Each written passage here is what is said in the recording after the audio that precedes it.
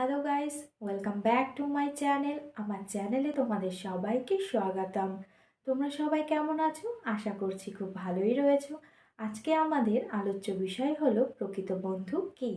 বিভিন্ন গ্রন্থালয় এবং পুস্তকালয় বা পুঁথির ঘেটে এটাই জানা যায় যে আমাদের জীবনে প্রধান প্রকৃত বন্ধু হলো একটি গ্রন্থালয়।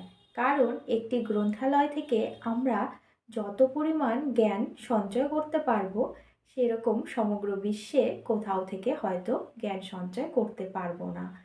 কিন্তু পুরাণে বলা রয়েছে যে প্রকৃত বন্ধু সেই যে তোমার দুর্দিনে দুর্ভিক্ষে এবং ব্যসনে তোমার সঙ্গে থাকবে, তাদেরকেই প্রকৃত বন্ধু বলা চলে।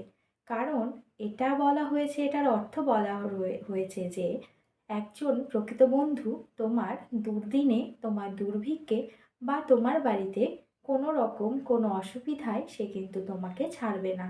আর যারা তোমার প্রকৃত বন্ধু নয়, তারা তোমার ভালোর দিনে বা সুখের দিনে, ভালো সময় তোমার সঙ্গে সব সময় থাকবে, কিন্তু যখনই খারাপ সময় উপস্থিত হবে সে কিন্তু কখনোই তোমার সঙ্গে থাকবে না।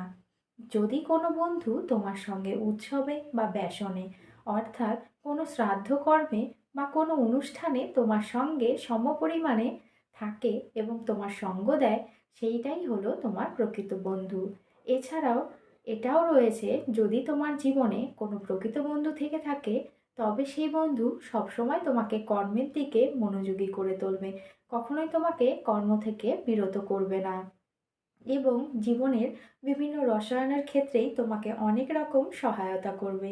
এরাই হলো প্রকৃত বন্ধু। যাদের মধ্যে এই গুণগুলো বিরাজমান রয়েছে, তাদেরকে জীবনে কখনোই জীবন থেকে সরে যেতে দিও না। তাদেরকে জীবনে খুব যত্ন সহকারে আগলে রেখো।